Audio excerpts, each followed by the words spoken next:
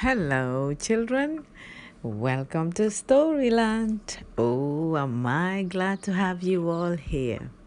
Are we ready for another story? Well, I am too. Today's story is a little bit different, children. Today's story is called The Little Lie. It's a bit longer than the ordinary stories that I usually tell, but I'm sure you'll like this one. Are we ready? Come on then. Far, far away, in a land where the wind blew in gusts over green sloping hills and the sea basked joyfully on the rocks, there lived a little boy called Luca. Luca lived in a lighthouse with no windows save for one at the very top where his bedroom was, and where the lamp let out its glare to tell the sheep that it was there. There was not very much to read in the lighthouse, and it was not easy to read either, especially if you wanted to read in your bedroom, because in the daytime the windows was taken up by the large lamp and the sun found it hard to get in, and in the nighttime Lucas could only read a word every 5 seconds, when the lamp would switch it way past and everything would go blinded for a moment. But Luca loved reading, and so he did his best. He went outside and read in the garden, though the weather was blustery and the wind would turn the pages before he could. He read in the kitchen, too, by the light from the oven, when his mother was cooking jelly rolls and casseroles. In this way, Luca read all 4 books in the lighthouse. And when he had finished, he read them again.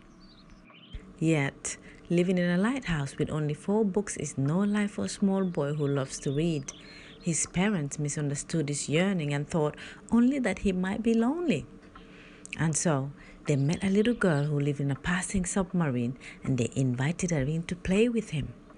The little girl was called Lily, and she loved to read too, but there is not much room for books in submarines. She had only one book.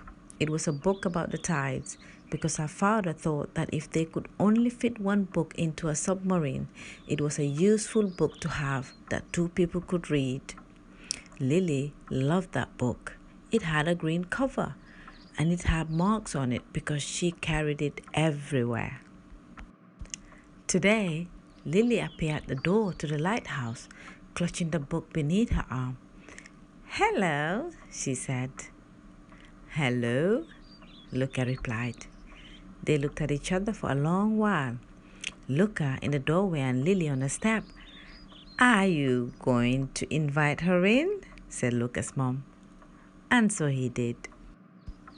Once they have eaten, Luca showed Lily his upstairs room.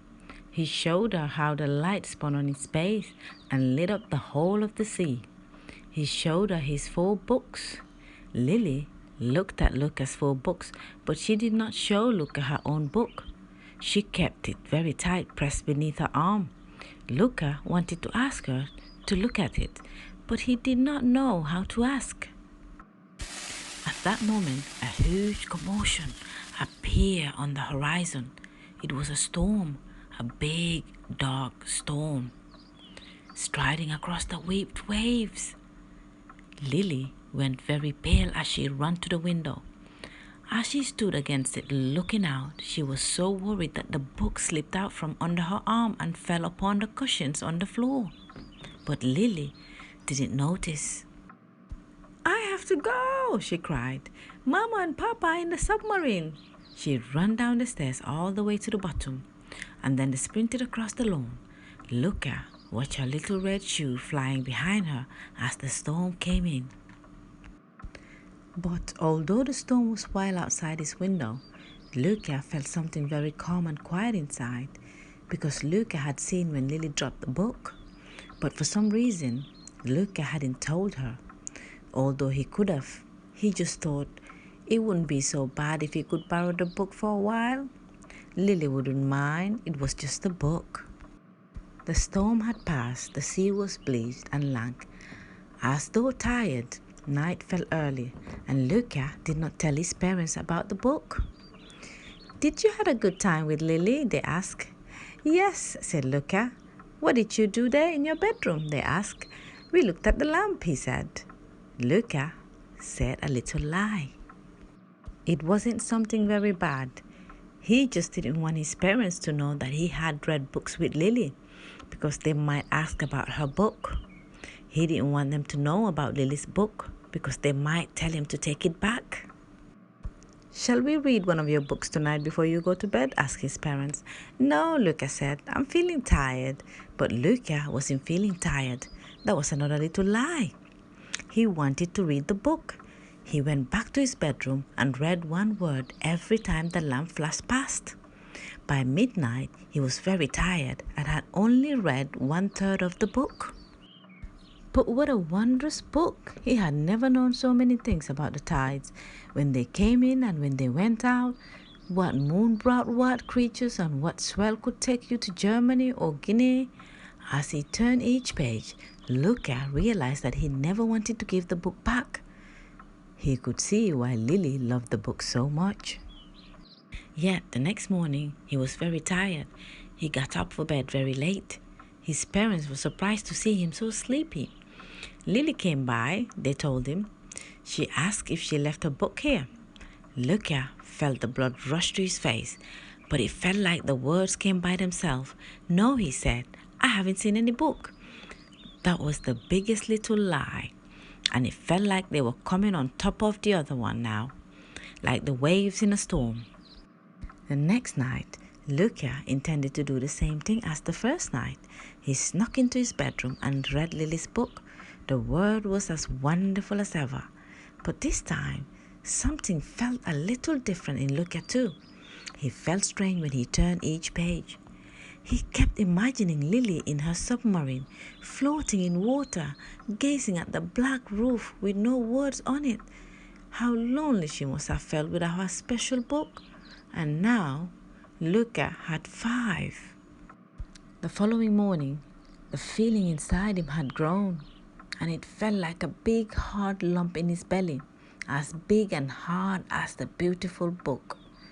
And that heavy feeling felt bad, and he just couldn't shake it off.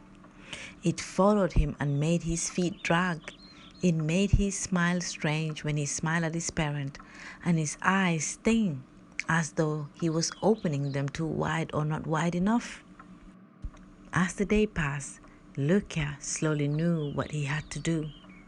He felt so sorry that he had not told anyone that he had the book. He didn't know why he had done so, but Lily's book belongs to Lily. He picked the book up, walked all the way to submarine, and asked if he could speak to her. When Lily popped up the porthole, her face red and sad from crying and missing her book, he gave Lily her book back. I had it all along, he said. I wanted to read it, but I didn't tell the truth when you asked if I had it. I'm sorry. It was very hard to say those words to Lily. It made him feel ashamed of himself, even though he didn't know why he had done it.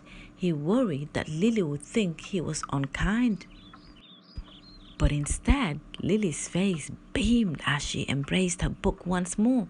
What a lovely thing to tell the truth, she said. That must have been very hard for you. Thank you, Luca.